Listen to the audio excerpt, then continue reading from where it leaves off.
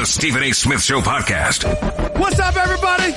Welcome to the latest edition of the Stephen A. Smith Show, coming at you as I love to do every weekday over the airwaves of ESPN Radio, 250 plus markets across the United States of America, and of course, ESPN Radio on Sirius XM, Channel 80. Number to call up as always is 888-729-3776. That's 888-SAY-ESPN. It's time for Straight Talk, brought to you by Straight Talk Wireless. Best phones, best networks, no contracts. We all know what time it is today.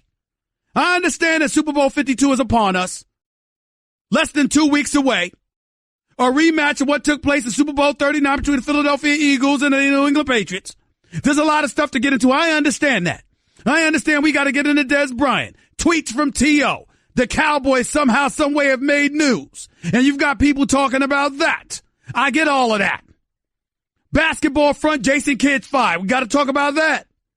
Basketball front, Damian Lillard has a meeting with owner Mr. Allen, Paul Allen. We got to talk about that. But we all know what the story of the day is. It's the drama, the soap opera, General Hospital or Young and the Restless style. Pick your spot. It's the soap opera stuff that's going on within the organization of the Cleveland Cavaliers. According to numerous reports, NBA insider extraordinaire Adrian Wojnarowski of ESPN, my colleague here, he will be on with us, by the way, in about 27 minutes. But he's one of the people that wrote the story about how the Cleveland Cavaliers had a meeting and everybody went in on Kevin Love and how folks weren't happy with Kevin Love. Why could you possibly have a problem with Kevin Love? It's very, very simple. Love, they felt, didn't give them any love. Because while the Cleveland Cavaliers was in the midst of getting spanked, ramrodded, beat down, embarrassed by the Oklahoma City Thunder, scoring, by the way, 124 points on Saturday afternoon and still losing by 24. They gave up damn near 150 points, 148 to be exact. Because the Cleveland Cavaliers did that, and they were getting spanked, they had a problem because after the game, they came into the locker room and guess what? Kevin Love was already gone. Kevin Love had left the game and was home chilling. He left. He was home and they felt like he just left them there hanging. In their eyes, even in the eyes of somebody like LeBron James, who gets along very, very well with Kevin Love from what I'm told, even in the eyes of somebody like him, it's the equivalent of getting into a street fight with one of your boys and then you leave your boys and desert everybody. That's how everybody was looking at Kevin Love. Let me tell you how you should be looking at Kevin Love. If you want to look at that, because I like Kevin Love. And I happen to believe that Kevin Love is the second best player on the Cleveland Cavaliers, and he's the second most reliable player on the Cleveland Cavaliers. I think Kevin Love has been a walking double-double. I think for the most part, he shows up and produces. I think that, believe it or not, he finds himself in an untenable situation. And I'm going to go places that most people ain't going to go. Damn it, because I can. Kevin Love, being a baller who happens to be white, might have a problem being around these brothers with the problems that they have. Not a brother. You don't care about that. I'm talking about these particular brothers with all the drama circulating in Cleveland. You got LeBron James that don't want to commit to a long-term deal. You got Isaiah Thomas that's looking to get paid and trying to find his bearings after being out with the hip injury. You got J.R. Smith, who's trying to remember how to be a shooting guard. You got Tristan Thompson, who's associated with the Kardashians. And I'm not being disrespectful. I'm not getting into his personal business. But the Kardashian curse is something that has been talked about on numerous occasions. And the reality of the situation is he hasn't played that well. Now, in my mind, Tristan Thompson is a role player who has been a starter, and he's a reserve trying to learn how to be a reserve, and that's problematic. And caught in the midst of all of that is a coach in Tyronn Lue who's been a sacrificial lamb, a GM who's a rookie, for an owner who thinks he knows more basketball than the players. And when you combine that with the fact that LeBron James is entering the last year of his deal and he's free to leave this summer, and he didn't want Kyrie traded because he didn't like the deal for Isaiah Thomas and Jamie Crowder and those boys.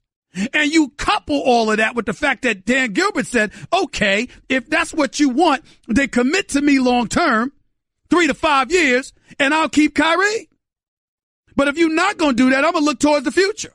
I'm not going to think about you. I'm going to think about life beyond you because I'm going to anticipate that you're leaving. And LeBron said, so be it. Do what you got to do. So all of that going on just makes for the drama. Just makes for the drama that exists. That's what happens. Now, we can sit up there and say, well, we're not going to cast blame, or we're going to cast blame to this player, to that player. J.R. Smith's got to shoot better. I don't want to hear any complaints about Dwayne Wade. He's a 3-time champion, a future Hall of Famer who was more than willing to go to the bench because obviously that will help J.R. get his confidence back. I don't want to hear about Kevin Love because he is what we thought he was. He can shoot. He can rebound. That's what he does. And we all know it. Stop it if you're trying to say otherwise. Tristan Thompson, he's got to play better, but he is a role player. Isaiah Thomas, look, he is what he is. The brother can score. And when healthy, he could average 20 to 25 a game. And when healthy, he's a scoring dynamo. But he's miniature. As a result, he can't defend most people in the NBA because he's not some Muggsy Bogues type that's pressuring the ball 94 feet. He's got to defend in a half-court setting. And most, if not everybody in the NBA can shoot over him. That's a problem. He's strong as a pit bull, but he's short. And as a result, he's limited defensively, which doesn't help with the Cleveland Cavaliers because unlike Golden State, the Cleveland Cavaliers don't do a great job of covering one another defensively. And we didn't even get into all of the agendas. You got JR wanting to be a starter and a bit salty because he bust his tail in the offseason to work himself into being as good as he could possibly be, in part anyway, to appease LeBron. And then the minute Dwayne Wade came, he felt like he was on the outside looking in. That was a problem. You got the combination of him and guys like Iman Shumpert. Some people feel getting paid too much. I got love for both of them. I think they do their jobs. So you got that going on. You got Isaiah Thomas, who deserves his money, but might not deserve it from this particular franchise. Tyronn Lue's job may be in jeopardy. And of course, you got the rookie GM.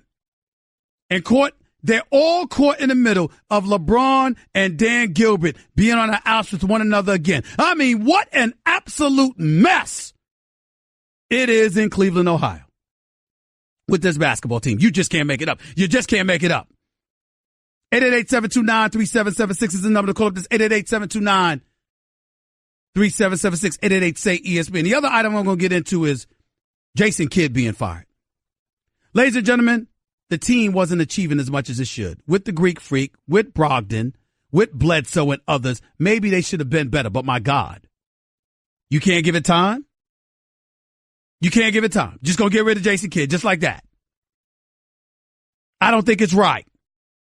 But it's perfectly within Milwaukee's prerogative to do what they're doing. Here's what I really have a problem with. Jason Kidd's lost his job. Fizdale and Memphis has lost his job. Watson and Phoenix has lost his job. Ladies and gentlemen, when you look at the African-American coaches that exist, the Doc Rivers, the Tyronn Lues of the world, the J.B. Bickerstaffs with his interim tag. Ladies and gentlemen, at the rate things are going, by the end of this season, there may only be 2 black coaches in the entire NBA. Dwayne Casey in Toronto, who's one of the most fabulous coaches in the league. And, of course, Nate McMillan in Indiana. Everybody else might be gone. Tyronn Lue might be gone. Doc Rivers might be gone. J.B. Bickerstaff might be gone. I mean, what the hell is going on here?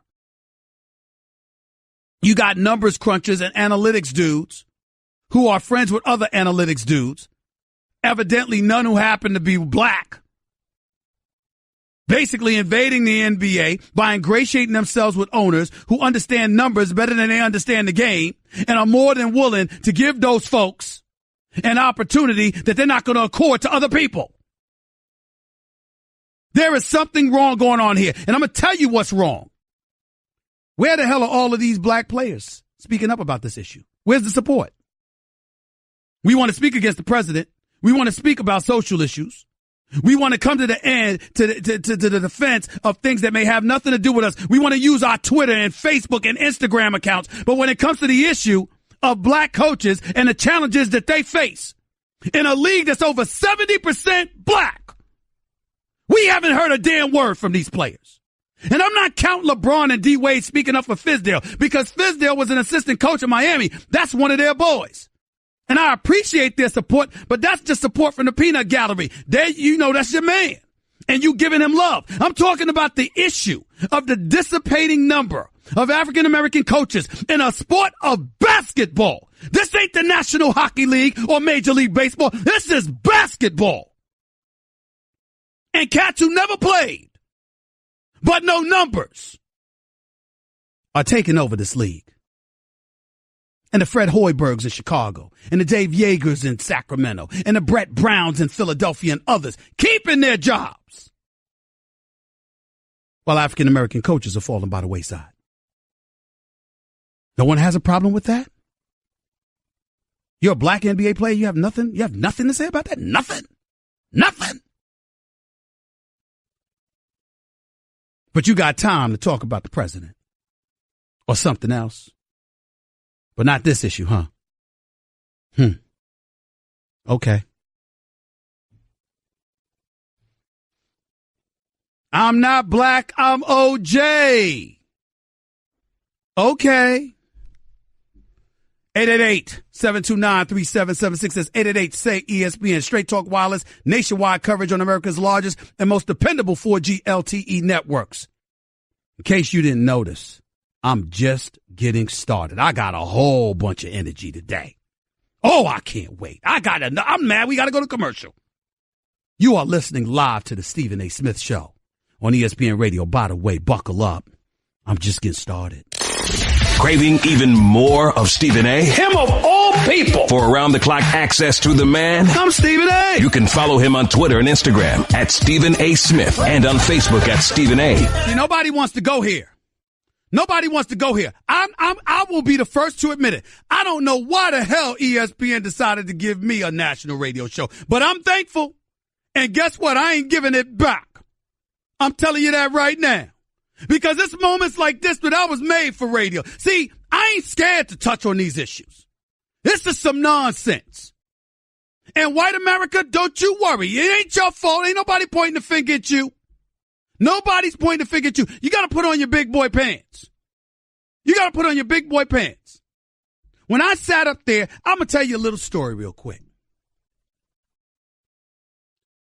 Years ago, I had a television show. Name of the television show was Quite Frankly. This is long before First Take became number one. Long before everybody recognized First Take as a blockbuster hit. I had a show called Quite Frankly. I got news for y'all, ladies and gentlemen. Quite Frankly was a pretty damn good show. Pretty damn good show. Had every guest imaginable but Tiger Woods and Michael Jordan. And Michael Jordan was on his way. Ratings even went up. But here's the reality. ESPN decided they needed to go in a different direction. Ladies and gentlemen, pull my quotes from back then in 2007. Do you remember what I said? They made the right decision. Because we could sit up here and front all we want to. But when you're in the world of television, it's about ratings and it's about revenue. And guess what? The ratings fell short. And you know why it fell short? Because a whole bunch of African Americans, a whole bunch of black folks out there that so desperately wanted an African American to have a show, got it, and didn't support it. That's not the company's fault. Why am I telling that story?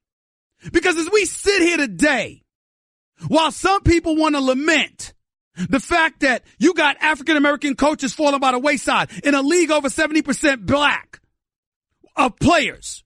You got coaches falling by the wayside. You only got one African-American owner. That's Michael Jordan, who has Steve Clifford as his coach, who's not African-American, but that's a different story for another day. That's not Michael Jordan's fault. He's giving other blacks opportunities. He hires blacks all the time. But what I'm saying is, not just that, but you look at the rest of the league. There's no black ownership. And owners, rightfully so, are concerned about their bottom line. And if you meet up with young white dudes that know numbers and know how to maximize your product revenue-wise, you're going to pay attention to them. And they're going to hire friends. So the last line of defense to save the prevalence of African-American coaches in the sport of the NBA is for players to speak up.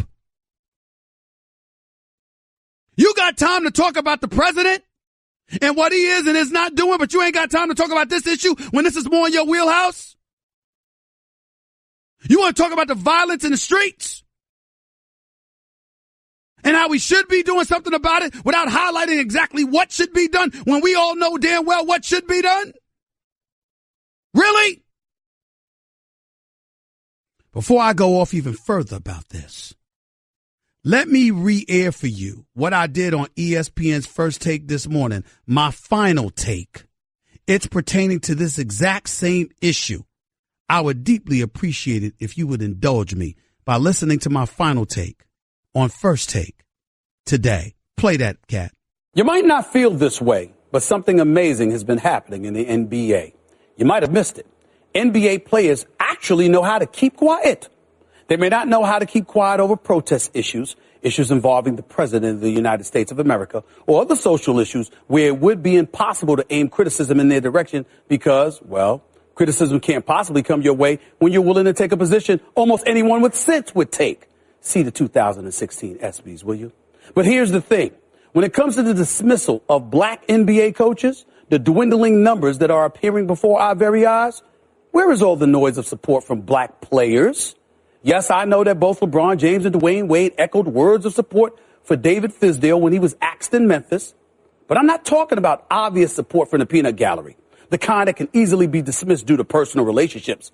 I'm alluding to the bigger issue of black coaches being pushed out, of a tolerance level that has vastly lowered where they're concerned, and how it's been enabled by a body of NBA players who seem unwilling or flat out scared to speak out against this alarming trend. Make whatever case you want to justify Fizdale, Earl Watson in Phoenix, or now Jason Kidd in Milwaukee getting fired. But how is it that barely a word is uttered when white contemporaries who get to keep their jobs? Fred Hoiberg is still employed in Chicago, earning $5 million a year. Scott Brooks is in the nation's capital, earning an average of $7 million per, with his Wizards underachieving. Dave Yeager has a job in Sacramento paying him $4 million per year, in case y'all missed it. And Brett Brown is in the midst of an extension in Philadelphia, despite having a 97-274 record. Do y'all get the point? No, I'm not calling for folks to be fired. Not any of them, because there are mitigating circumstances that warrant consideration and understanding. What I'm asking is simple. How in the hell can a league where more than 70% of its players are African American have barely anything to say at all about the diminished number of black coaches? Where the hell is your voice now? The way things are looking, by the end of the season, the only black coaches we suspect will have head coaching jobs will be Dwayne Casey in Toronto and Nate McMillan in Indiana. Outside of that, we don't know about Mark Jackson, about David Fizdale, even about Monty Williams, whether any of them will get a second chance. Where are the black players on that issue? That's what I'm asking. I think it's an appropriate question, especially on a day like today following Jason Kidd's firing, when the star player who stepped up on his behalf happens to be from Greece. You heard me. Think about that for a second. And then brace yourself for when I get back. Because like I said, I'm just getting started. I just saved hundreds of dollars by switching to Geico. I feel like I'm on top of the world. Disclaimer, you will not be transported to the top of the world. In the unlikely event you find yourself at the Arctic Circle, seek shelter from the elements immediately to avoid frostbite and or hypothermia. Geico will not be responsible if you find yourself in a cave or crevasse with a lonely abominable snowman, who in all likelihood will force you to play games including but not limited to Go Fish, charades, Chinese checkers, or his personal favorite, Red Rover, send Yeti on over. Geico is not liable for any damages, either physical or emotional. Geico. 15 minutes could save you 15% or more. You're listening to the Stephen A. Smith Show podcast. You listening to Heavy D right there. You listening to Heavy D right there. Y'all don't know about that. Y'all young whippersnappers out there. Black coffee, no sugar, no cream. That's the type of girl I need down with my team. Y'all don't understand about that. Y'all young whippersnappers wet behind the ears, breath smelling like Similac. Y'all don't understand. Y'all don't understand. Getting back to the conversation that I was having. Understand, white America, I'm not talking about you. I'm not talking about you at all. Has nothing to do. It's not about you. All these players, you understand, talk about, everything you want to talk about. You understand? President Trump doesn't want somebody to come to the White House. We got something to say. Folks killing one another in the streets of Chicago. We waited a while to come to that situation, but we got something to say, and rightfully so.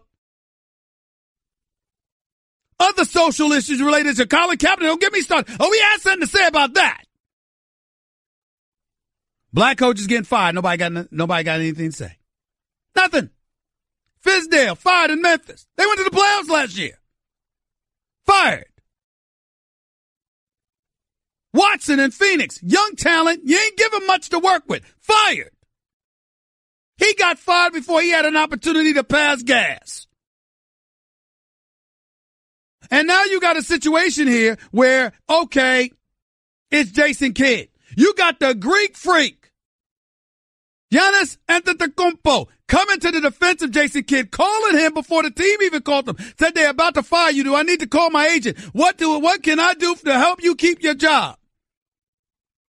Black folks with all of these Twitter accounts, all these Facebook accounts, all these Instagram accounts don't have a damn thing to say. This man, Giannis Antetokounmpo, the Greek freak, he's from Greece. Greece. And got more to say than some of these dudes. And, oh, by the way, in case y'all didn't notice, I said over 70%. Let me be specific. A report based in 2017, 74.4% of all NBA players are African American or black. And if you take into account people of color, meaning international players, that number's up to 80.9%. Y'all ain't got nothing to say. It's unbelievable. Unbelievable. You're listening to the Stephen A. Smith Show podcast. You know, I'm going to reiterate the point that I was trying to make.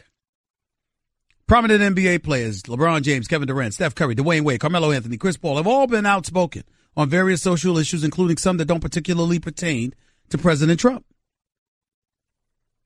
I'm applauding them for that. I'm thankful. Don't get it twisted. But in this gorgeous mosaic that is the United States of America, when we talk about things that are inclusionary, it strikes me as a tad bit conspicuous that coaches are getting fired of African American descent and you don't hear a word from the players. We've heard so many. Think about the stories we heard over the last year, y'all. LeBron James' house getting vandalized with a racial slur in June.